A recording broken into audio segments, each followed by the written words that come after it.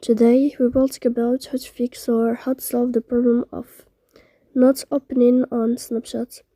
To know how to fix or how to solve the problem of not opening on Snapchat, you should just go to settings.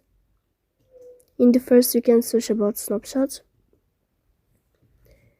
Then you can click on first stop and you can click OK.